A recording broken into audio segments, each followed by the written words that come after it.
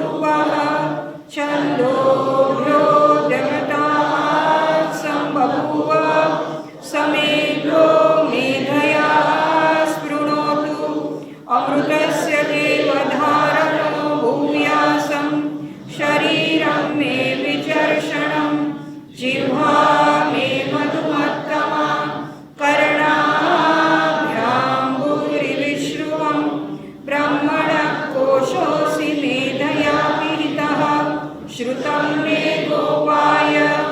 ॐ शान्ति शान्ति शान्तिः। हरिः ॐ। श्रीगुरुभ्यो नमः। हरिः ॐ। यन्मायावशवर्ति विश्वमखिलं ब्रह्मादिदेवासुराः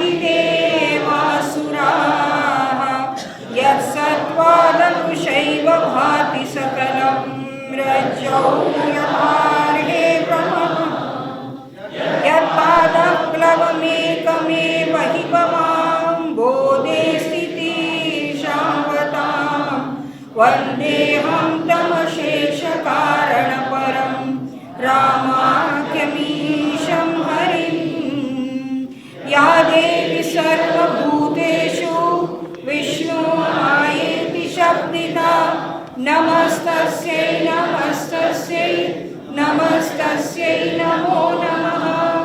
या शिवसमारम्भां शङ्कराचार्यमध्यमाम् अस्मदाचार्यपर्यन्तां वन्दे गुरुपरम्परां। श्रुतिस्मृतिपुराणानाम् आलयं करुणालयं नमामि भगवत्पादं शङ्करं लोकशङ्करं शङ्करं शङ्कराचार्यं केशवं बादरायणं सूत्रभाष्यकृतौ वन्दे भगवन्तौ पुनः पुनः। ईश्वरो गुरुरात्मेति मूर्तिभेदविभागिने व्योमवद्व्याप्तदेहाय दक्षिणामूर्तये नमः। दक्षिणामूर्तये नमः। निरुपमनित्यनिरञ्जनेऽप्यखण्डे मयि चिति सर्वविकल्पनादिशून्ये घटयति जगदीश जीवभेदं त्वघटितघटना पठियसि माया। श्रुतिशतनिगमान्तशोधकान् अहधनादिनिर्देशेनैन सद्यः कलुषयति चतुष्पाद्यभिन्नान् अघटितघटना पठियसि माया। सुखचिदखण्डविबोधमद्वितीयं वियदनिलादिविनिर्मिते नियोज्य भ्रमयति भवसागरे नितान्तं त्वघटितघटना पठियसि माया। માયા છે એને કારણે જીવ ઈશ્વરનો ભેદ જણાય, જીવ અને જગતનો ભેદ જણાય, અને તો સ્વાભાવિક રીતે જગત અને રચયિતા ઈશ્વર છે એનો પણ ભેદ જણાય છે. અને એનો ભેદ જણાયાથી શું થાય તો કે જીવ અને ઈશ્વરનો ભેદ હતો એમ ઈશ્વર અને જગતનો જ્યારે ભેદ જણાય તો જીવ અને જગતનો ભેદ તો હતો જ, અને એને કારણે જીવના મનમાં મોહ ઉત્પન્ન થાય, ધન વગેરેની આસક્તિ થાય, સંગ્રહ પરિગ્રહ થાય, અને એને કારણે જગત ભ્રમણ અથવા તો સંસાર ચક્રની અંદર જન્મ મૃત્યુનું ભ્રમણ છે, ભવ ભ્રમણ છે એ ચાલુ રહે છે. અથવા તો ઈશ્વર રચેલી સૃષ્ટિ જો ઈશ્વરથી ભિન્ન જણાતી હોય તો સ્વાભાવિક રીતે એ સત્ય જણાય. કેમ એવું થાય તો કે જગત પ્રત્યક્ષ છે એટલે એ સત્ય રૂપે જણાય છે, જ્યારે ઈશ્વર છે એ પરોક્ષ છે, એટલે કે મારી દ્રષ્ટિ સમક્ષ નથી, ઇન્દ્રિય ગમ્ય નથી, નિરાકાર છે, સર્વવ્યાપ્ત હોવા છતાં હાજરા હાજર હોવા છતાં પણ એ ઇન્દ્રિય ગમ્ય નથી, એટલે એના અસ્તિત્વના વિશે શંકા થાય. અથવા તો જો શ્રદ્ધાયુક્ત મન હોય તો ઈશ્વરના અસ્તિત્વ વિશે શંકા ન થાય, એના સંદર્ભે શંકા ન થાય, છતાં પણ ઈશ્વર પરોક્ષ છે એટલે એને જેને જોતા નથી, જાણતા નથી, એના સંદર્ભથી જ્ઞાન ન હોય એટલે બહુ સ્વાભાવિક રીતે એ મારાથી ભિન્ન છે એવું જણાય.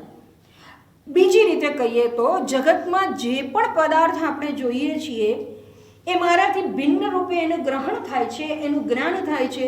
એટલે સ્વાભાવિક રીતે ઈશ્વર પણ ભિન્ન છે, કારણ કાર્યથી ભિન્ન છે. કુંભાર ઘડાથી ભિન્ન છે તો ઈશ્વર જે જગત રચયિતા છે એ જગતથી ભિન્ન છે એવી ભ્રાંતિ થાય. અને એવી ભ્રાંતિ થાય તો જગતથી જ જે ભિન્ન છે એ મારાથી તો સ્વાભાવિક ભિન્ન છે. અને તો પ્રત્યક્ષ દેખાતું જગત છે એની અંદર, એના વિષયોની અંદર આસક્તિ થયાથી જન્મ મૃત્યુનું ચક્ર છે એ સતત ચાલ્યા કરે છે. આ સમસ્ત જગત જે છે એને એ ઈશ્વરથી જો ભિન્ન ન હોય તો ઈશ્વરની દ્રષ્ટિમાં કેવું જગત છે એ આપણને ખબર નથી. અર્થાત ઈશ્વરની દ્રષ્ટિમાં જગત કે જગતનો કોઈ પદાર્થ ઈશ્વરની પોતાનાથી ભિન્ન નથી. જ્યારે જીવ ઈશ્વર રચેલી સૃષ્ટિની અંદર પોતાની સૃષ્ટિ રચે તો સ્વાભાવિક રીતે એને ભિન્નતા છે એ જણાય છે. જગતમાં ભિન્નતા જણાય છે, પોતાથી દરેક વસ્તુ છે એ જુદી જણાય છે. અને માટે જગત ઉત્પન્ન થયું છે, નાશ પામશે, મારી સમક્ષ છે એ સુખ અને દુઃખ રૂપ છે એવી ભ્રાંતિ થાય છે. અને એ બધું કરવામાં કુશળ કોણ છે તો કે માયા છે. માયા છે એને કારણે જ જગતની રચના થઈ છે. કઈ તો કે આ જે ચૈતન્ય અખંડ સ્વરૂપ છે એને વિયદ અનિલ આદિ એટલે કે આકાશ, વાયુ વગેરે પંચમહાભૂતના નિર્માણમાં પ્રયોજે છે, જોતરે છે, જોડી નાખે છે. અને એ જોડાયા બાદ આખી સમગ્ર સ્થૂળ અને સૂક્ષ્મ સૃષ્ટિ છે એની રચના થાય. એટલે સર્વપ્રથમ તન્માત્રાની રચના થઈ, પંચમહાભૂતની તન્માત્રા એટલે કે 5 સૂક્ષ્મ ભૂતોની રચના થઈ. અને એ અપંચીકરણથી વ્યષ્ટિ અને સમષ્ટિ પણ રચાય. અને સમષ્ટિ રચાય એટલે કે હિરણ્યગર્ભ સૂક્ષ્મ સમષ્ટિ સૂક્ષ્મ શરીરની રચના થાય. એટલે કે જેને શાસ્ત્રમાં બ્રહ્માજી એવું પણ કહેવાય. એટલે હિરણ્યગર્ભ શબ્દ છે એ બ્રહ્માજી માટે પણ વપરાય, સમષ્ટિ સૂક્ષ્મ શરીર રૂપે પણ કહેવાય. આ બ્રહ્માજી એટલે ક્યાંક પ્રજાપતિ એવો શબ્દ પણ પ્રયોગ છે એ કરવામાં આવે. દરેક રીતે થાય, ગમે તે રીતે અહીંયા હિરણ્યગર્ભ એટલે સમષ્ટિ સૂક્ષ્મ શરીર રચાયું, એમાંથી વ્યષ્ટિ સૂક્ષ્મ શરીરો છે એની રચના થઈ. એટલે કે અપંચીકરણ પંચમહાભૂત દ્વારા, એટલે પંચમહાભૂતની અંદર એ માયામાંથી ઉત્પન્ન થયા હોય તો માયાના 3 ગુણ પ્રત્યેક ભૂતની અંદર છે. 5 ભૂત છે એ સત્વ, રજસ અને તમસ ગુણ યુક્ત છે. પંચદશીના બીજા પ્રકરણની અંદર આખી આ રચના અથવા કઈ રીતે ક્રમ છે એની સ્પષ્ટતા કરતા ત્યાં વિદ્યારણ્ય મુનિ કહે છે કે કોઈ પણ પદાર્થ છે એને આપણે કહીએ છીએ વસ્તુ છે, વસ્તુ જણાય છે. અને વસ્તુ છે અને જણાય છે તો એ સત અને ચિત્ત છે એ કોના છે તો કે આત્માના છે. આત્મામાંથી સર્વપ્રથમ માયા છે એ પ્રગટ થઈ, માયાનો આભાસ જણાયો અને માટે માયા છે, માયા જણાય છે એવું કહેવાય. માયામાંથી સમષ્ટિ અહંકાર, મહત્તત્વ અને એમાંથી આ સૂક્ષ્મ ભૂતો રચાયા. તો એ સૂક્ષ્મ ભૂતોની અંદર અસ્તિત્વ અને જણાવાપણું બ્રહ્મનું છે, આત્માનું છે. એટલું જ નહીં, માયાના 3 ગુણ છે અને માયા સ્વયં મિથ્યા છે. માટે પ્રત્યેક ભૂતની અંદર એ 3 ગુણ જણાય છે. સાથે સાથે એ 5 ભૂત છે એ મિથ્યા છે. ત્યારબાદ આ 5 ભૂતના પોતાના ગુણ છે. આકાશનો ગુણ શબ્દ, વાયુનો સ્પર્શ, તેજનો રૂપ, જળનો રસ અને પૃથ્વીનો ગંધ. એટલે દરેક ભૂતને પોતાના ગુણ છે. અને કારણનો ગુણ કાર્યમાં આવે. એટલે જ્યારે આપણે પૃથ્વી તત્વની વાત કહીએ તો એ પૃથ્વી તત્વની અંદર ગંધ છે, રસ છે, રૂપ છે, સ્પર્શ છે, શબ્દ છે, માયાનું મિથ્યાત્વ છે, માયાના 3 ગુણ છે અને બ્રહ્મનું સત અને ચિત્ત પણ છે. અને એમાંથી જ્યારે સ્થૂળ અને સૂક્ષ્મ સૃષ્ટિ વ્યષ્ટિની સમષ્ટિની રચાય ત્યારે આ 3 ગુણ પણ છે એની અંદર પ્રવેશેલા છે. અને માયા જો ઉપાદાન કારણ હોય તો એ ઉપાદાન કારણ પરિણામી હોય. અને એટલા માટે માયા પરિણામી કારણ રૂપે પ્રત્યેક ભૂતમાં અથવા તો જગતની અંદર છે. અને માટે માયા કારણ મિથ્યા હોય તો જગત છે એ પણ સ્વાભાવિક રીતે મિથ્યા થાય. અને એમાંથી બધી સૂક્ષ્મ અને સ્થૂળ સૃષ્ટિ રચાઈ એટલે કઈ રીતે? તો કે પંચમહાભૂતની અંદર જે માયાનો સત્વગુણ છે એ પાંચે પાંચ એક એક ભૂતમાં એ સત્વગુણ છે, એમાંથી જ્ઞાનેન્દ્રિયોની રચના થઈ. સતત સત્વગુણના પંચમહાભૂતના સત્વગુણના સરવાળામાંથી અંતઃકરણ ચતુષ્ટય એટલે કે મન, બુદ્ધિ, ચિત્ત અને અહંકારની રચના થઈ. પંચમહાભૂતની અંદર જે માયાનો રજસ ગુણ છે એમાંથી કર્મેન્દ્રિયોની રચના થઈ. રજસ ગુણના પંચમહાભૂતની અંદર રહેલા રજસ ગુણના સરવાળામાંથી પંચમહાભૂતની રચના થઈ. પાંચ પ્રાણની રચના થઈ. અને હવે રહ્યો તમસ ગુણ. એ તમસ ગુણ છે એના કારણે પંચીકરણ થયું. આ બધું જ્યારે સૂક્ષ્મ સૃષ્ટિ રચાય ત્યારે અપંચીકૃત પંચમહાભૂત હતા. પંચીકરણ થાય એટલે સ્થૂળ જગત રચાય, સ્થૂળ શરીર છે એની રચના થાય. આમ માયા જે નિર્ગુણ અખંડ બ્રહ્મ છે એ પોતે એને ઉપાધિ રૂપ થઈ સગુણ કરે. એ સગુણ બ્રહ્મ એટલે ઈશ્વર થાય અને એની જગતની રચનામાં આકાશ વગેરે, આકાશ વાયુ વગેરે એમ પંચમહાભૂત, સૂક્ષ્મભૂત, સ્થૂળભૂત, પંચીકરણ, અપંચીકરણ કરી અને સમગ્ર જગત છે એની રચના કરવામાં પ્રયોજે છે. એટલે નિમિત્ત કારણ રૂપે એ ઈશ્વર છે એ જણાય છે. અને એ ઈશ્વર નિમિત્ત કારણે જણાતો હોય તો એની દ્રષ્ટિની અંદર સૃષ્ટિ ભિન્ન છે. કારણ કે માયા એના વશમાં છે તો એને માટે જગત સત્ય નથી. ઈશ્વરને પોતાના સચ્ચિદાનંદ જ્ઞાન સ્વરૂપનું, આનંદ સ્વરૂપનું વિસ્મરણ નથી, અજ્ઞાન નથી અને માટે ઈશ્વરને બંધન નથી. જ્યારે જીવ છે એને પોતાના આત્મ સ્વરૂપનું અજ્ઞાન હોવાને કારણે એ બંધનમાં છે. એને માટે સૃષ્ટિની ઉત્પત્તિ, સ્થિતિ, લય છે, જન્મ મરણ છે, દુઃખ અને સુખ છે, કર્તૃત્વ છે, ભોક્તૃત્વ છે. અને માટે જ જન્મ મૃત્યુનું ચક્ર છે. ભવસાગરે ભ્રમયતી, ભવસાગર છે એની અંદર ભ્રમાવે છે. જેવી રીતે નાટક છે એને એ દ્રષ્ટા જે છે એના દૃષ્ટિકોણથી જોવા જઈએ તો નાટક શરૂ થશે, નાટક ચાલુ છે, નાટક પૂરું થયું એવું કહેવાય. પણ જે સૂત્રધાર છે અથવા કલાકાર છે એના સંદર્ભથી એવી કોઈ દૃષ્ટિ હોતી નથી. એની દૃષ્ટિ છે એ નાટક પ્રત્યેની આખી જુદી હોય છે. એટલા માટે જે જુએ છે એની સાથે તાદાત્મ્ય કરે છે એ સુખી દુઃખી થાય છે. જે એનો દ્રષ્ટા એટલે કે એનાથી પોતાને ભિન્ન જાણી અને દ્રષ્ટા બનીને રહે છે એના માટે સુખ દુઃખ નથી, હર્ષ શોક પણ હોતો નથી. એવી જ રીતે ઈશ્વરના સ્થાનથી બંધન નથી, ભવભ્રમણ નથી. જીવ છે એની દૃષ્ટિમાં જ આ છે. અને એ કરાવનાર કોણ છે? તો કે કરાવનાર માયા છે. ત્યારબાદ આપણે વિચારણા કરતા હતા કે હવે આ જીવ છે એને ભવભ્રમણ હોય તો ભવભ્રમણ થવાનું કારણ માયા છે. તો માયા કઈ રીતે આ સર્વ કરે છે? તો જીવનો જ્યાં ભેદ થાય માયા દ્વારા અને એ ભેદ સાચો જણાય એટલે ભવભ્રમણ થાય, પદાર્થમાં આસક્તિ થાય. અને કેવા પ્રકારની આસક્તિ થાય એ હવે પછીના મંત્રમાં જે કહે છે. આપણે મંત્રનું ઉચ્ચારણ કરેલું, અર્થ પણ જોયો, ભાવાનુવાદ પણ જોયો. ફરીવાર મંત્રનું ઉચ્ચારણ કરીએ અને ત્યારબાદ એની ચર્ચા આગળ કરીએ. અપગત ગુણ વર્ણ જાતિ ભેદે સુખ ચિતિ વિપ્રવિડાદ્યહંકૃતિ ચ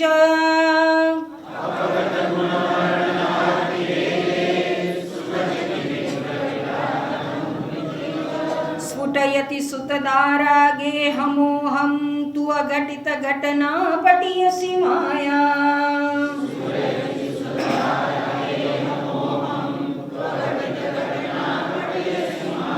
એક સાથે અપગત ગુણ વર્ણ જાતિ ભેદે સુખ ચિતિ વિપ્રવિડાદ્યહંકૃતિ ચ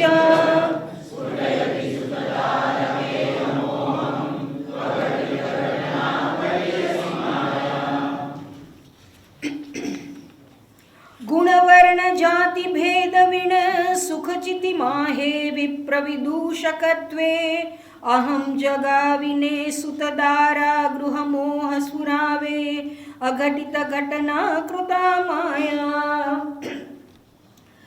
આત્મતત્વ અત્યાર સુધી કયું અખંડ છે, અદ્વિતીય છે, ચૈતન્ય સ્વરૂપ છે. અહીંયા એ જ વાત કહે છે કે સુખ ચિત્તી ચૈતન્ય સ્વરૂપ છે, સુખ એટલે કે આનંદ સ્વરૂપ છે. અને એ આનંદ સ્વરૂપ છે તો સાથે સાથે અહીંયા બીજી એની લાક્ષણિકતા વર્ણવતા કહે છે આત્મતત્વની અપગત ગુણભેદ, અપગત વર્ણભેદ, અપગત જાતિભેદ. એટલે અપગત અને ભેદ આ શબ્દો છે એ ગુણ, જાતિ અને વર્ણ આ ત્રણેયની સાથે પ્રયોજી શકાય. એટલે અહીંયા કહે છે કે આ આત્મતત્વ એની અંદર ગુણના ભેદ નથી. અપગત ગુણના ભેદ છે જ નહીં. અપગત એટલે અહીંયા ચાલ્યા ગયા એવું નહીં. જો ચાલ્યા ગયા એવો અર્થ લઈએ તો ક્યારેક હતા અને ચાલ્યા ગયા, કેમ હતા કેમ ચાલ્યા ગયા એની પણ વિચારણા કરવી પડે. પણ અહીંયા અપગતનો અર્થ છે ગુણના ભેદ રહિત, ગુણ દ્વારા નિર્માયેલા ભેદ રહિત. કારણ કે આત્મતત્વ તો નિર્ગુણ છે તો ગુણના ભેદનો પ્રશ્ન જ નથી. તો ગુણના ભેદ કયા હોય તો સર્વપ્રથમ છે માયાની અંદર એ 3 ગુણ છે એટલે 3 ગુણના ભેદ, સત્વ, રજસ અને તમસ. એટલે સત્વ ગુણ રજસથી ભિન્ન છે, રજસ તમસથી ભિન્ન છે, તમસ રજસ અને સત્વ છે એનાથી ભિન્ન છે. એટલું જ નહીં, આ 3 ગુણ છે એના વિકાર છે, જેને બીજી રીતે કહી શકાય જ્યાં ગુણ હોય ત્યાં દોષ હોય. એટલે સત્વના વિકાર કે સત્વના દોષ કયા? સત્વગુણના તો કે છે જ્ઞાન અને સુખ, રજસના તૃષ્ણા, લોભ, મદ, મત્સર વગેરે, અને તમસના તો કે આળસ, નિદ્રા અને પ્રમાદ. આ મુખ્ય છે. હવે આ ત્રણે જ્યારે આપણે તમસ અને રજસની વાત કરીએ કે એના વિકાર છે, એની અંદર ભેદ છે, પણ સત્વની અંદર એ સત્વની અંદર કોઈ દોષ અથવા તો એના વિકાર છે એવું કેવું કહેવાય? કારણ કે આપણે તો સત્વગુણને પ્રાપ્ત કરવાનો વાત કરીએ કે રાજસી ને તામસી પ્રકૃતિ હોય તો સાત્વિક પ્રકૃતિ હોવી જોઈએ, સાત્વિક પ્રકૃતિવાન જે છે એની પ્રશંસા થાય વગેરે વગેરે. એ એક પ્રોત્સાહન રૂપે અથવા તો સત્વગુણ જો પ્રાપ્ત હોય તો અંતઃકરણ શુદ્ધિ છે એ થાય. અંતઃકરણ શુદ્ધિ થાય અને તો આત્મતત્વ સમજાવવાને માટે અથવા તો આત્મ જ્ઞાન પ્રાપ્ત કરવા માટે એ સહાયભૂત થાય, એટલા માટે એવું કહેવામાં આવે. છતાં એ વિકાર છે સુખ અને જ્ઞાન અને બંધનરૂપ છે. ભગવદ્ ગીતામાં પરમાત્માએ કહ્યું કે સુખ છે એના વિકાર, જ્ઞાન અને સુખ છે એ પણ બાંધે છે. અને કયું જ્ઞાન કયું સુખ તો કે સાત્વિક સુખ કે જે જ્ઞાન આપણે જગતના વિષયોમાંથી પ્રાપ્ત કરીએ છીએ અથવા તો શાસ્ત્રીય જ્ઞાન છે, એ જ્ઞાન પણ અંતે અહંકાર જગાવી અને બંધનમાં નાખે. સુખ છે તો સાત્વિક કર્મ કર્યાથી પ્રાપ્ત થયેલું સુખ, સાત્વિક બુદ્ધિથી પ્રાપ્ત થયેલું સુખ, સાત્વિક વિષયોને ભોગવીને પ્રાપ્ત થયેલું સુખ. શાસ્ત્રો, સાત્વિક શાસ્ત્રો એટલે કે વેદ વગેરેનું અધ્યયન કર્યું એનાથી પ્રાપ્ત થયેલું સુખ, આ બધા સુખ છે એ એક વખત એક સુખ પ્રાપ્ત થાય છે તો વારંવાર એ પ્રાપ્ત કરવાનો આપણે પ્રયત્ન થાય, એની ઈચ્છા થાય અને માટે એ બંધન ઉત્પન્ન કરે છે. એ સાત્વિક જ્ઞાન કે સાત્વિક સુખ છે એ પણ આત્મજ્ઞાન પ્રાપ્ત કરાવી શકે નહીં. અને માટે જ્યારે અંતઃકરણ શુદ્ધિની વાત કરવામાં આવે ત્યારે એ કામના રહિત હોવી જોઈએ. સાત્વિક કામના પણ ત્યાં ત્યાજ્ય છે એવી બહુ સ્પષ્ટતા છે એ શાસ્ત્રએ કરી લે છે. એટલે સત્વગુણ છે એ પણ બંધનકારક હોવાને કારણે એને અહીંયા કહે છે કે આ જ્ઞાન અને સુખ એના વિકાર છે, એટલે એના દોષ છે. એટલે આ ગુણને લીધે જે ભેદ રચાય છે, દોષ છે, એ માયાના છે. એટલે માયામાં ગુણ છે તો એમાં દોષ છે. જ્યારે આત્મતત્વ કેવું છે? નિર્ગુણ છે. તો ગુણના ભેદનો પ્રશ્ન જ નથી અને તો એ નિર્દોષ છે. એટલે ભગવદ્ ગીતામાં માત્ર આત્મતત્વ માટે કહ્યું છે કે કેવું છે? નિર્દોષ હિ સમમ બ્રહ્મ. એ નિર્દોષ છે, સમ છે. માયામાં ભેદ છે, દોષ છે, એટલે એનામાં વિષમતા છે. સત્વગુણ જ્યારે રજસથી ભિન્ન છે, તમસથી ભિન્ન છે, તો સત્વ અને રજસ ને તમસ ત્રણેની અંદર વિષમતા છે. એનાથી રચાયેલા પદાર્થો છે એની અંદર પણ વિષમતા છે. એટલે કોઈ સમાનતા નથી. અને માટે પણ એને અહીંયા કહે છે કે દોષયુક્ત છે. જ્યારે આત્મતત્વની અંદર આવા પ્રકારના ભેદ છે એ હોતા નથી. પછી આગળ કહે છે અપગત વર્ણભેદ, વર્ણના ભેદ રહિત છે. વર્ણના ભેદ ક્યાં હોય? એટલે વર્ણ એટલે રંગ એવો પણ અર્થ લેવાય. એટલે કે કોઈ પણ ધોળું છે, કાળું છે, પીળું છે, વગેરે વગેરે વર્ણો તો એ પદાર્થમાં હોય, એટલે કે નામ અને આકારમાં હોય. અહીંયા આપણે તત્વજ્ઞાનના દૃષ્ટિકોણથી કે તત્વજ્ઞાનની વાત કરીએ ત્યારે સ્વાભાવિક રીતે મનુષ્ય યોનિની વાત છે. અને એની વિચારણા કરીએ એટલે ધોળું કાળું એટલે ગોરી વ્યક્તિ, કાળી વ્યક્તિ, ગૌવર્ણી વ્યક્તિ વગેરે વગેરે આપણે એની ચર્ચા કરીએ છીએ. એ બધા વર્ણ અને એ વર્ણની વાત કરીએ એટલે જેમ નામ આકાર આવે એમ આ ગુણ છે એને કારણે જ આ રંગ છે. અર્થાત સામાન્ય રીતે તમસ છે એટલે કાળો રંગ, રજસ એટલે લાલ રંગ અને સત્વ એટલે સફેદ રંગ. તો આ વર્ણના ભેદ એટલે રંગ છે એ પણ ગુણને કારણે છે. બીજા દૃષ્ટિકોણથી વિચાર કરીએ અને વ્યવહારિકમાં વિચારણા કરીએ તો વર્ણ એટલે 4 વર્ણ: બ્રાહ્મણ, ક્ષત્રિય, વૈશ્ય અને શૂદ્ર. હવે આ 4 વર્ણ જ્યારે થાય, એની રચના થઈ, તો એ વર્ણ છે એને પણ ગુણ અને કર્મને આધારે એની રચના થયેલી છે. એટલે કૃષ્ણ પરમાત્મા કહે છે એમ ગુણ કર્મ વિભાગશઃ ચાતુર્વર્ણમ મયા સૃષ્ટ. આ 4 વર્ણની રચના મેં ગુણ અને કર્મને આધારે કરી છે. એટલે બ્રાહ્મણ છે એમાં કહે છે કે સત્વગુણની પ્રધાનતા હોય, એટલે પઠન પાઠન, યજ્ઞ યાગ કરવા અને કરાવવા એ બ્રાહ્મણનો ગુણ છે, બ્રાહ્મણના કર્તવ્ય પણ છે. ક્ષત્રિય છે એમાં રજસ ગુણની પ્રધાનતા છે, સત્વ અને તમસ છે એ મુખ્ય નથી, ગૌણ છે. એટલે એને શસ્ત્રવિદ્યાયુક્ત હોય, શૌર્ય, પ્રજાપાલન વગેરે વગેરે એના ગુણ છે, એના કર્તવ્ય છે. વૈશ્ય છે એમાં રજસ અને તમસનો પ્રભાવ વધારે છે, સત્વ છે એ ગૌણ છે અને માટે ખેતીવાડી, વ્યાપાર કરવો વગેરે વગેરે વૈશ્યના ધર્મો છે. અને રજસ અને તમસ એના ગુણ છે, એનામાં પ્રધાનતાથી હોય એવી પ્રકૃતિમાં. જ્યારે શૂદ્ર છે એની અંદર તમસ વધારે છે, પ્રભાવશાળી, અને માટે પરિચાર્ય કરવું, સેવા કરવી એ એનો ધર્મ કે એનું કર્તવ્ય છે. હવે અહીંયા જ્યારે પરમાત્માએ કહ્યું ગુણ કર્મ વિભાગશઃ, ગુણ અને કર્મ બંનેને આધારે, એટલે આવા ગુણ છે એ પ્રકૃતિ બ્રાહ્મણ કહેવાય. તો કેટલીક વખત જે કર્મ છે એના આધારે એનો જાતિ છે એ આપણે કહેવી જોઈએ. એટલે બ્રાહ્મણ કુળમાં જન્મ્યા છે એટલે બ્રાહ્મણ જ એવું નહીં. બ્રાહ્મણ કુળમાં જઈને બી રહીને પણ એની પ્રકૃતિ વૈશ્યની હોય, તો સારામાં સારો વેપાર કરતા હોય, ધંધો ચલાવતા હોય, બિઝનેસ કરતા હોય તો એ વૈશ્ય છે, એની વૈશ્ય વૃત્તિ કહેવાય, એને વૈશ્ય જ યોગ્ય કહેવા યોગ્ય છે. એટલે અહીંયા એટલે જ પરમાત્માએ સ્પષ્ટતા કરી. કહેવાનું તાત્પર્ય એ છે કે જ્યારે આપણે વર્ણની વાત કરીએ, વર્ણના ભેદની વાત કરીએ, આ 4 પ્રકારના વર્ણ, એના કર્તવ્ય વગેરેની વાત કરીએ, એ કોને સંલગ્ન છે, કોના સંદર્ભથી છે? તો કે શરીરના સંદર્ભથી. શરીરને આકાર છે અને શરીર છે એને વર્ણ છે, એને ગુણ, એ ગુણયુક્ત છે, એને પણ જાતિ પણ એને જ છે. અને જ્યારે આ કર્તવ્ય કર્મની વાત કરવામાં આવે, વર્ણના ભેદ કરવામાં આવે, ત્યારે પણ મનુષ્ય યોનિ છે એમાં એ પ્રધાન છે. એટલે કે શાસ્ત્રની દ્રષ્ટિમાં મનુષ્ય યોનિ છે એ જ મુખ્ય છે. એટલે અહીંયા કહે છે કે આ વર્ણ સ્થૂળ શરીરને સંદર્ભથી છે. કર્તવ્ય કર્મ, વિધિ, નિષેધ બધું જ આ વર્ણને, આશ્રમને આધારે છે એ રચાયેલા છે. કે બ્રાહ્મણનું કર્તવ્ય શું છે, કે ક્ષત્રિયનું શું છે, વૈશ્યનું શું છે, શૂદ્રનું શું છે. અને એને 3 વર્ણ એટલે કે બ્રાહ્મણ, ક્ષત્રિય વર્ણ છે એને વેદનું અધ્યયન કરવું જોઈએ.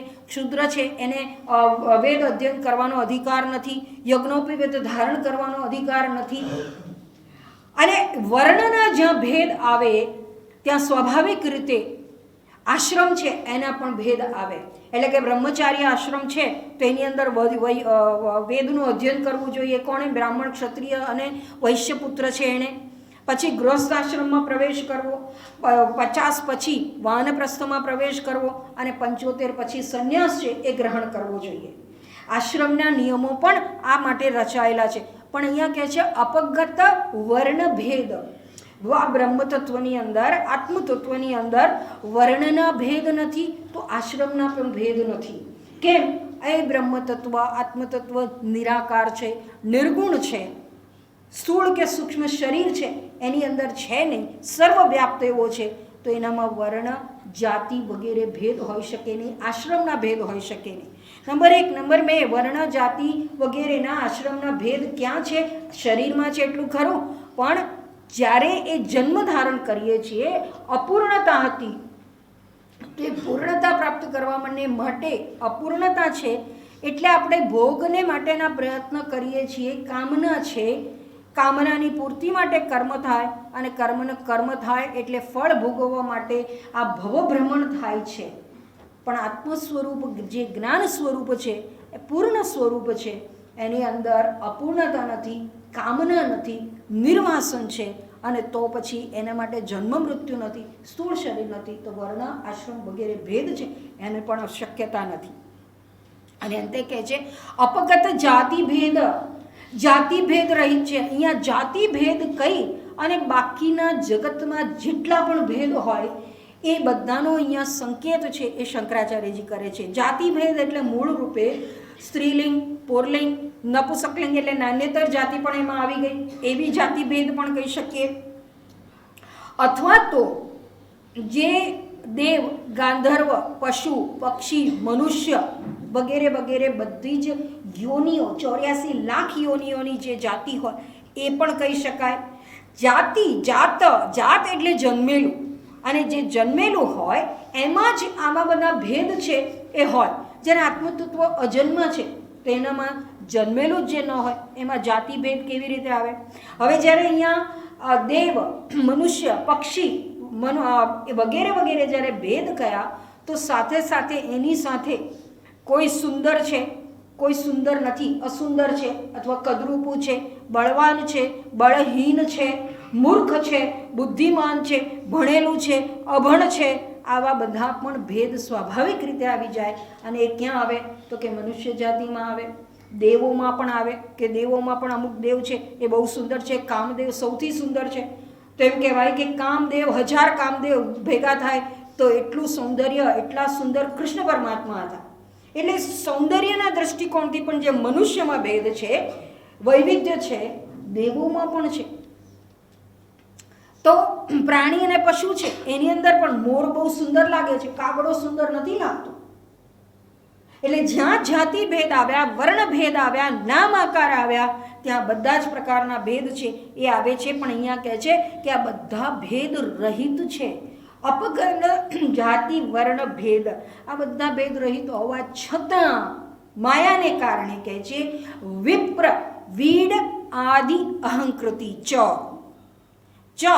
અને અથવા તો છતાં પણ આ માયાને કારણે વિપ્ર એટલે કે બ્રાહ્મણ, વીડ એટલે વિદૂષક પણ થાય અને ચાંડાળ એવો પણ અર્થ થાય. એટલે બ્રાહ્મણ અને ચાંડાળ એટલે બ્રાહ્મણ અને ક્ષુદ્ર કહો તો વચ્ચે ક્ષત્રિય અને વૈશ્ય છે એ પણ સંકળાઈ ગયા, એને પણ આવરી લીધા, એને પણ ગણી લીધા. એટલે અહીંયા કહે છે કે આ જે આત્મતત્વ ગુણરહિત નિર્દોષ છે, સમ છે, એનામાં નિરાકાર હોવાને કારણે કોઈ વર્ણ નથી, કોઈ જાતિ નથી, કોઈ આશ્રમ નથી, એવા આત્મતત્વની અંદર આ વર્ણ, જાતિ, ગુણ વગેરે જણાય. અને એટલા માટે એ કોઈ એક શરીરની અંદર અહંકૃતિ, અહંકાર ઉત્પન્ન કરે, માયાને કારણે અહંકાર થાય. એટલે હું બ્રાહ્મણ છું, શ્રેષ્ઠ છું, ઉચ્ચ વર્ણનો છું, ભણેલો છું, બુદ્ધિમાન છું વગેરે વગેરે, અને આ મારાથી ભિન્ન ચાંડાળ છે, અસ્પર્શ છે, ભણેલો છે કે ભણેલો નથી વગેરે વગેરેની વિચારણા થાય. અહીંયા જ્યારે વિપ્ર અને વીડ એવું કહ્યું તો એ વખતે જે પ્રમાણેના જાતિ અને આખી સમાજ રચના હતી એ સંદર્ભથી કહેવાયું હોય તો અત્યારે પણ એવું નથી એમ નહીં. હું ભણેલો છું, આ અભણ છે, ગરીબ છે, અસ્પર્શ છે વગેરે વગેરેની ભાવના છે એ તો એવી ને એવી જ છે. સ્પષ્ટ નથી, ક્યાંક સ્પષ્ટ નથી, ક્યાંક સ્પષ્ટ છે.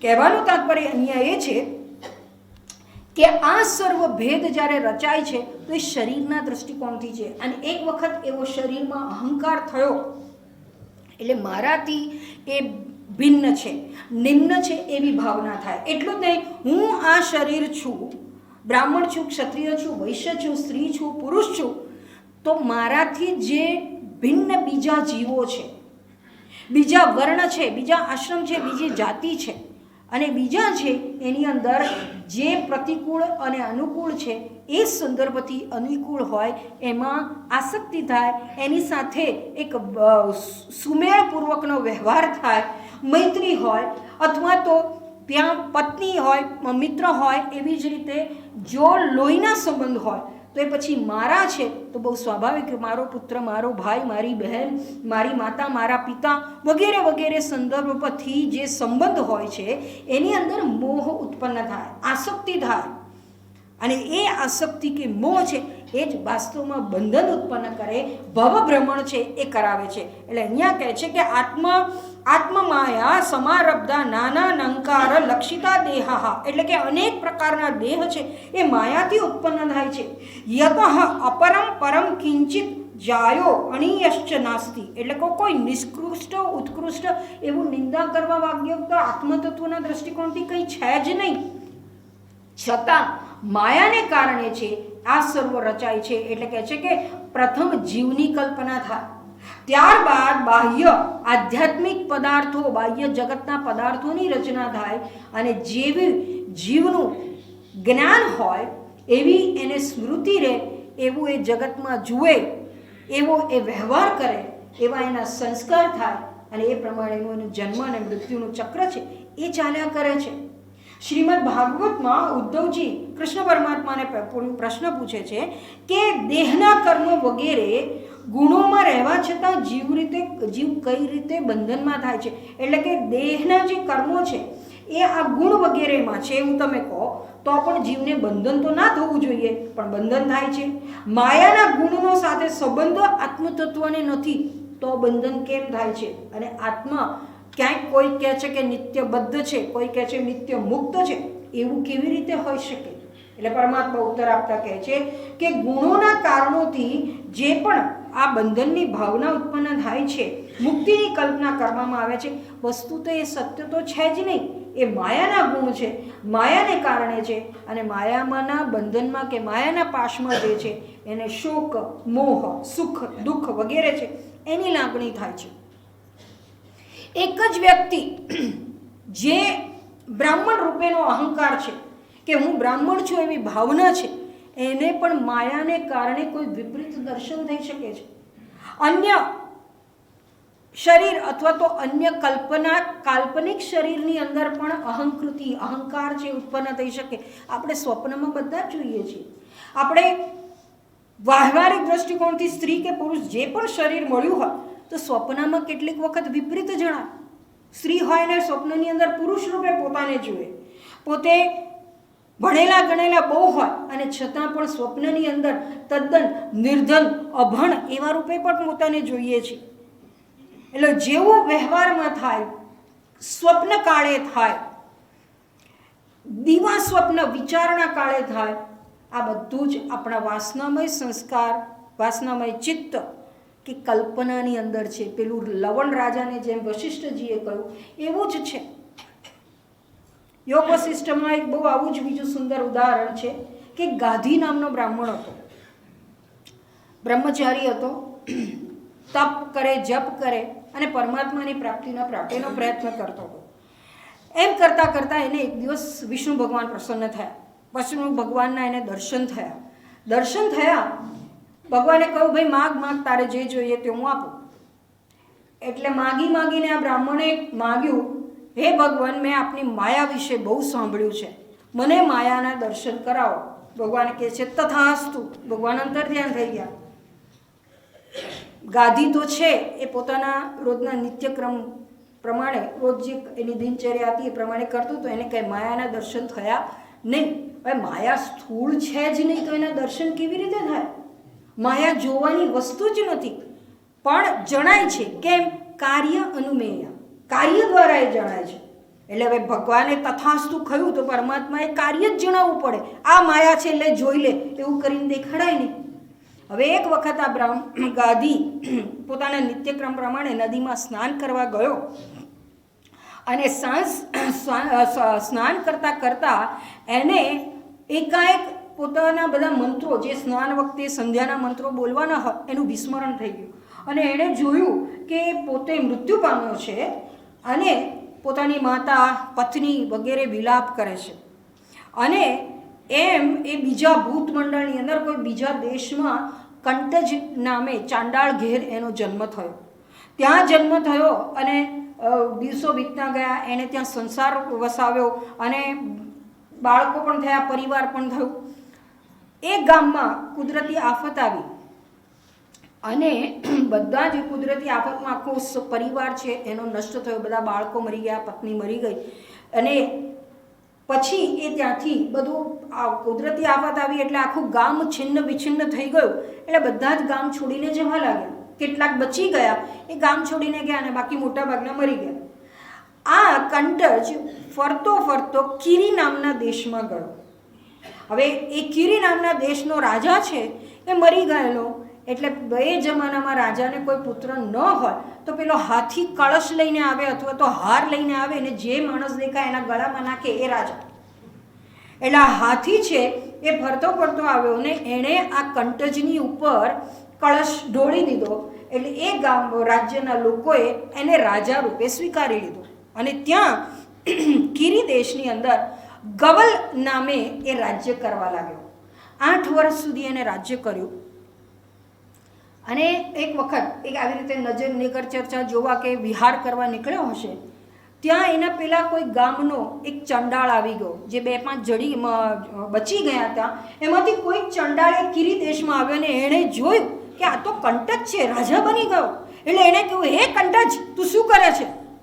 હવે આવું કરીને બોલાવ્યો એટલે આજુબાજુના એના સૈન્યો, દરબારીઓ, પ્રજાજનો બીજા જેટલા હતા એ બધાને ખબર પડી ગઈ કે આ તો ચાંડાળ છે. આપણે જેને રાજા બનાવ્યો એ કોઈ ક્ષત્રિય નથી, વિપ્ર નથી, આ તો ચાંડાળ છે. અને ચાંડાળ છે એને રાજા બનાવ્યો. એણે કીધું કેમ નહીં કે પોતે ચાંડાળ છે? એનું પ્રાયશ્ચિત થવું જોઈએ. તો પ્રાયશ્ચિત શું શાસ્ત્રોની રચના પ્રમાણે, કાયદા પ્રમાણે? તો કે છે એને અગ્નિ પ્રવેશ કરવો જોઈએ. એટલે તૈયારી થઈ અને અગ્નિ પ્રવેશ કરવાનો એ કંટજ છે. એણે તૈયારી કરીને જેવો અગ્નિને સ્પર્શ કરવા ગયો એકદમ એ નદીમાંથી બહાર આવ્યો. એને થયું આ બધું હતું શું? અગ્નિ સ્નાન? હું તો બ્રહ્મચારી છું, મારે પરિવાર જ નથી, માતા નથી, પત્ની નથી, તો પણ મેં શું જોયું કે હું મરી ગયો અને મારે માતાને પત્ની વિલાપ કરે છે. એ માતાને પત્ની ક્યાં? હું બીજો જન્મ લઈ અને કંટજ રૂપે જન્મ્યો છું, એ પાછો રાજા બને, આ બધું હતું શું? એટલે એણે પાછી વિષ્ણુ ભગવાનને પ્રાર્થના કરી. વિષ્ણુ ભગવાન કહે છે, તારે માયા જોવી હતી ને મારી, તો માયા જોઈ લીધી. તું બ્રાહ્મણ છે, બ્રાહ્મણ તરીકેનો હું શાસ્ત્રીય જ્ઞાન ધરાવું છું, શાસ્ત્રના નીતિ નિયમનું પાલન કરું છું, મારા કર્તવ્યનું પાલન કરું છું. એવો તને બ્રાહ્મણ શરીરની અંદર તારા વર્ણનો, તારા જાતિનો, તારા કર્તવ્યનું અભિમાન હતું. એમાં તને ચાંડાળ શરીરની અંદર કલ્પના થઈ, એ ભ્રાંતિમય શરીરની અંદર તને અભિમાન થયું, ત્યાં એ તારો સંસાર છે એને વસાવ્યો. ત્યાંથી તું રાજા બન્યો. એટલે કે જાણે કે ક્ષત્રિય હોય એવી રીતનો તું વ્યવહાર કરવા લાગ્યો. તારું એક શરીરની અંદર છે એ પણ તારો અહંકાર ચાલી રહ્યો. એટલે બ્રાહ્મણ, વીર, શૂદ્ર, ક્ષત્રિય વગેરે વગેરે શરીરમાં અહંકાર થયો, એના કર્મમાં અહંકાર થયો, એનું અભિમાન થયું. આ બધું માયાનો ખેલ છે.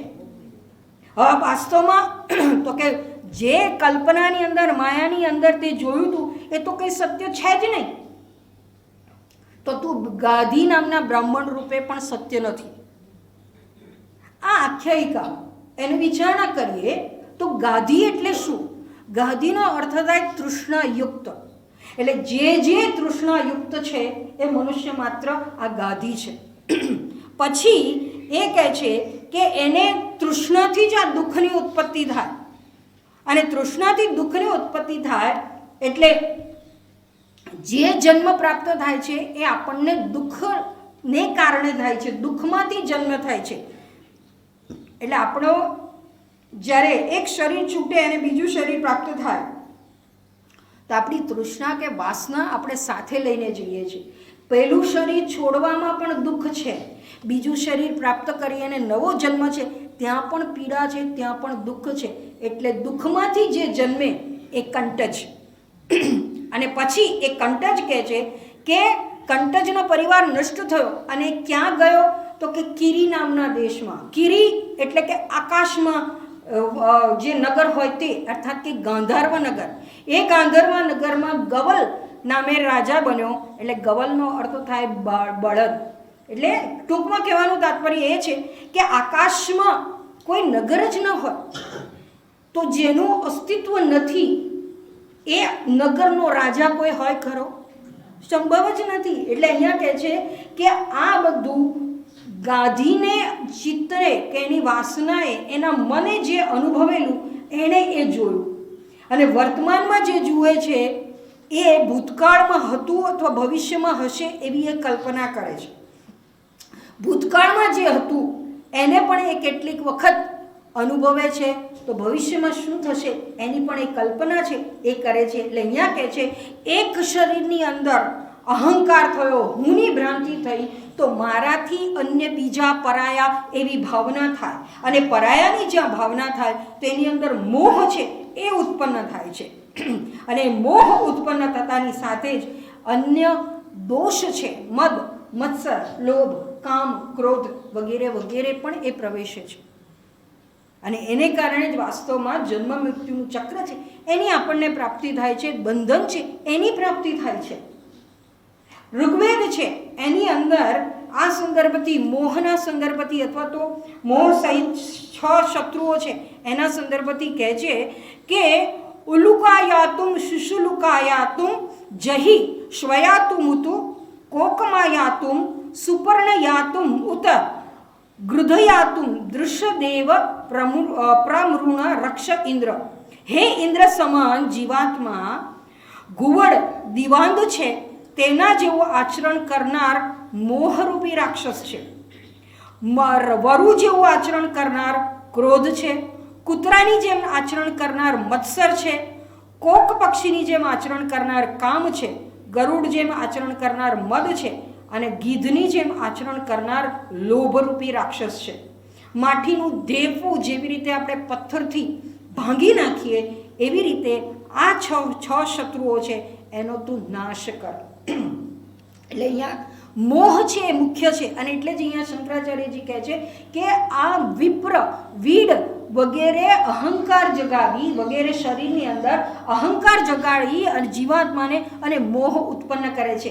જીવની અંદર મોહ છે એ ઉત્પન્ન કરે છે. એ મોહ ઉત્પન્ન કરનારી આ માયા છે. એટલે મોહ આ 6 શત્રુની અંદર મુખ્ય છે. અને એ કહે છે કે મોહ જીતાય તો સર્વ જીતાઈ જાય. જેવી રીતે ગુવડ છે એ દિવસે જોતું નથી, અને દિવસે જોતું નથી કારણ કે દિવસનું અજવાળું છે એના માટે અસહ્ય છે. રાતનો અંધકાર છે એ જેને પ્રિય છે, અને રાતને અંધકારની અંદર એ ગુવડ છે એ બહુ ઉત્પાત મચાવે. એવી જ રીતે અહીંયા કહે છે કે અવિદ્યા રાત્રિ છે એની અંદર આ સર્વ જે છે અવિદ્યારૂપી રાત્રિ સર્વને સંતાપે છે. અજ્ઞાન છે એ સર્વને સંતાપ ઉત્પન્ન કરે છે. મોહ એનાથી ઉત્પન્ન થાય છે. એ મોહ છે એને જ્ઞાન પ્રકાશ છે એ સહન થતો નથી. અને માટે જો મોહ જીવને જ્યારે પરાજિત કરે ત્યારે મિથ્યા જ્ઞાન ઉત્પન્ન થાય, મિથ્યા જ્ઞાન જણાવે. અને એને કારણે ક્યાં ક્યાં મોહ ઉત્પન્ન થાય છે તો કે જરા, જન્મ વગેરે અનર્થ સમૂહ છે એમાં એ જીવાત્માને પાડે છે.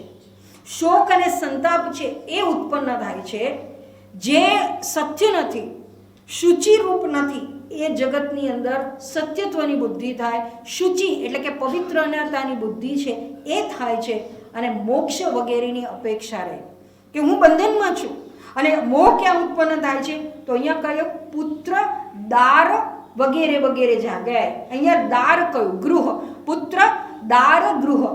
દાર અને દારા, દારા એટલે પત્ની અને દાર એટલે ક્ષેત્ર, ખેતર અથવા તો કોઈ પણ સ્થાન. અહીંયા કહે છે સર્વપ્રથમ પુત્રની અંદર મોહ ઉત્પન્ન થાય છે, એટલે કે પુત્રેશના આકાર લે છે. પુત્રેશના આકાર લે છે એટલે સ્વાભાવિક રીતે દારા છે, પત્ની છે, એની અંદર મોહ ઉત્પન્ન થાય છે. વિત્તેશના આકાર લે છે માટે ઘરની અંદર અને ક્ષેત્ર એની અંદર, એટલે કે પોતાની જે સ્થાવર જંગમ સંપત્તિ છે એની અંદર આસક્તિ કે મોહ ઉત્પન્ન થાય છે. અને જ્યાં વિત્તેશના હોય, પુત્રેશના હોય, ત્યાં સ્વાભાવિક રીતે લોકેશના હોય. એટલે આ મોહને કારણે આ 3 એશના ઉત્પન્ન થાય. અને એશના ઉત્પન્ન થાય, મોહ છે, આસક્તિ છે, એટલે બંધનની ભાવના છે એ પણ થાય છે.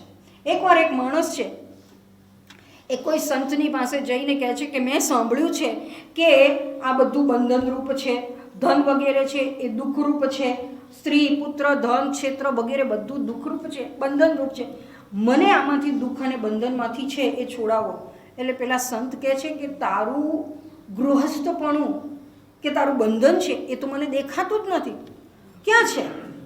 તું કહે છે કે તારી પુત્ર છે, સ્ત્રી છે, એટલે તું ગૃહસ્થ કહે છે તો પોતાને? તો કે હા, હું મને ગૃહસ્થ કહું છું. તો કે તારું ગૃહસ્થપણું જ મને સૌથી પહેલાં દેખાતું નથી, તો મને તારું બંધન કેવી રીતે જણાય? તો કહે છે કે એવું કેવી રીતે તમે કહો છો કે બંધન નથી?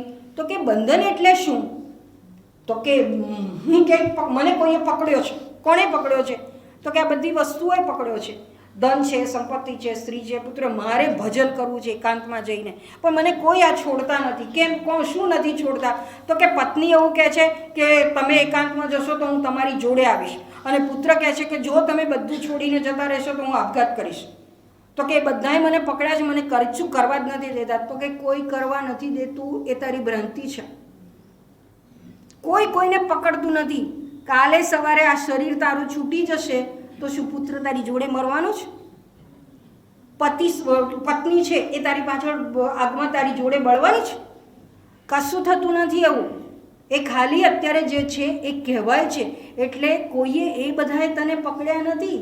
પણ એવું એ લોકો કહે એટલે તને ગમે, સારું લાગે કે ઓહો, મારી પત્ની, મારો પુત્ર મને કેટલો પ્રેમ કરે છે, મને છોડવા જ તૈયાર નથી, એવું એ કહે છે. હકીકતમાં એ છે જ નહીં. એટલે બંધન તે માન્યું છે કે તારી પત્ની, તારા પુત્ર તને પકડી રાખે છે. હકીકતમાં તારી આસક્તિ છે એટલે તું પકડાયો છે. ઘરમાં, ખેતરમાં, પત્નીમાં, પુત્રીમાં, બધેમાં તને આસક્તિ છે, અને આ તારે મનની ભ્રમણા છે. બંધન છે એ તારે મનથી એવું લાગે છે. બધું છોડ. કે શું છોડું? ઘર છોડી દઉં, બધું છોડી દઉં? તમે શું છોડ્યું છે મને કહો. અને તમે બધું કેમ છોડ્યું? તો કે મેં શું છોડ્યું છે તને ક્યાં ખબર છે? અને જો છોડવાનું જ છે તો તારા મનની અંદર રહેલી આ ભ્રાંતિ છે એનો ત્યાગ કર, મોહ છે એનો ત્યાગ કર. પછી ગૃહ ત્યાગ કે પત્ની ત્યાગ એને બધાનો પ્રશ્ન આવે. મનથી બધું છોડીશ તો બધું છૂટેલું જ છે. તું બંધાયો છે એ જ ભાવના ખોટી છે. ઘરમાં બંધાયો છે તો કે કેમ તમે મહાત્માજી આશ્રમમાં બંધાયા નથી? તમારો આશ્રમ નથી? તો કે આશ્રમમાં હું બંધાયો નથી, મને આશ્રમે બાંધ્યો નથી. આશ્રમ જડ વસ્તુ કોઈ દિવસ કોઈને બાંધી શકે નહીં. આ ખુરશીમાં તો આ ખુરશીમાં બેઠા છે, ખુરશીએ બંધાઈ જવી જોઈએ, બાંધી નાખે આપણને, પણ એનું સામર્થ્ય નથી. એટલે કોઈ જડ વસ્તુ આપણને બાંધતી નથી. તને ઘરે બાંધ્યો નથી, તારે ચૈતન્ય રૂપી જે કહેવાય છે એ પત્ની, પુત્ર વગેરે પણ બાંધતા નથી. તને બાંધે છે માત્ર તારી ભ્રાંતિ, તારો પોતાનો મોહ, તારું મન, તારી કામના, તારી વાસના છે. અને માટે જો છોડવાનું જ છે તો તું એને છોડ. બાકી તો શું પકડવું, શું છોડવું, એ બધી જ્યારે આપણે વાત કરીએ છીએ ત્યારે છોડવાને પકડવાની વાત હોય તો એ શરીરના સંદર્ભથી છે. મનનો ખેલ છે, માયાનો ખેલ છે. માયાના પાસમાં છીએ માટે છોડવું, પકડવું, પકડવું, છોડવું, આ બધી ભ્રાંતિ કે આ બધો વ્યવહાર છે એ થતો હોય છે. અને એટલે જ ઉપનિષદે કહ્યું એમ 3 એશનાથી મુક્ત થવું જરૂરી છે. એનાથી વ્યુત્થાય, જે એનાથી ઉપર ઉઠી જાય, એનો ત્યાગ કરે, એ ખરેખર મોહથી છૂટે છે. એને ભવભ્રમણ નથી. આ બધું જ માયાનું કાર્ય છે.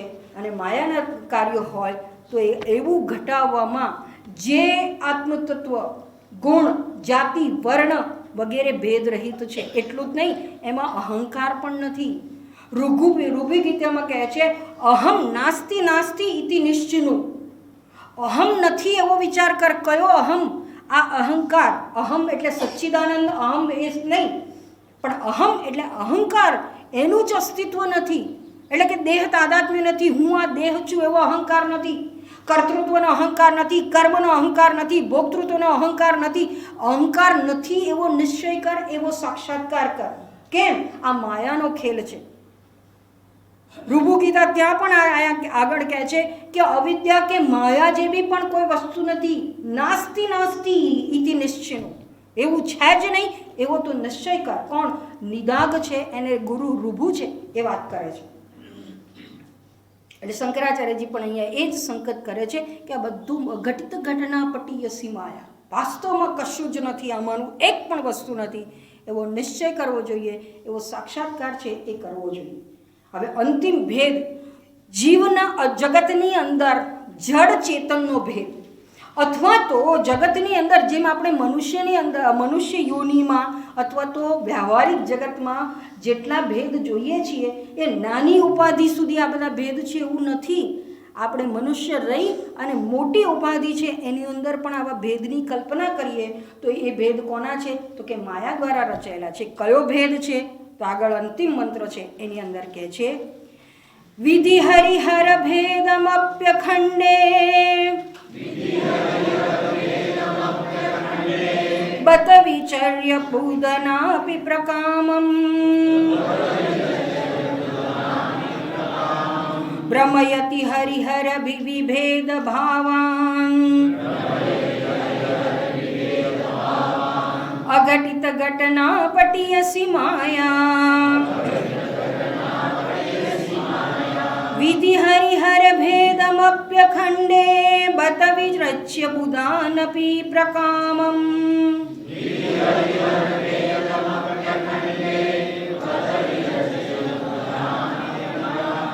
ભ્રમયતિ હરિહર વિભેદ ભાવાન અઘટિત ઘટના પટીયસી માયા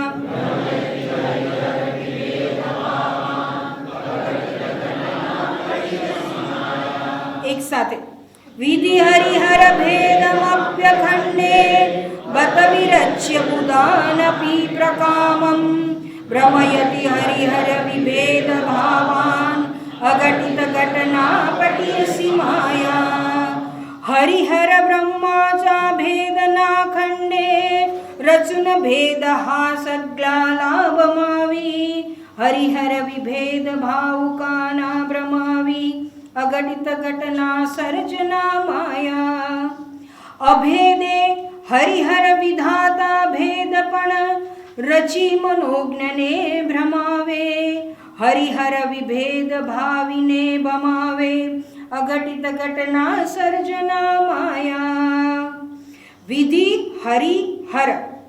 વિધિ એટલે કે વિધાતા, હરિહર ભેદમ અપી અખંડે વિરચ્ય ભેદને પણ અખંડ તત્વમાં રચીને બત ખરેખર બુધાન અપી જ્ઞાનીને પણ હરિહર વિભેદ ભાવાન હરિહર એવા ભેદભાવથી પ્રકામમ ભ્રમયતિ સ્વેચ્છાએ અથવા તો યથેચ્છાપૂર્વક ભમાવે છે. અઘટિત ઘટના પટીયસી માયા અઘટિત ઘટના જણાવવામાં માયા નિપુણ છે. ભાવાર્થ જોઈએ.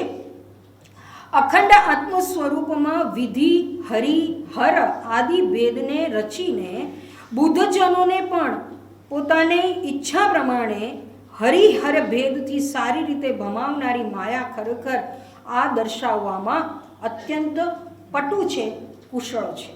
હવે અહીંયા જે શંકરાચાર્યજી કહે છે કે આત્મતત્વ અખંડ છે, અખંડ છે, પૂર્ણ છે.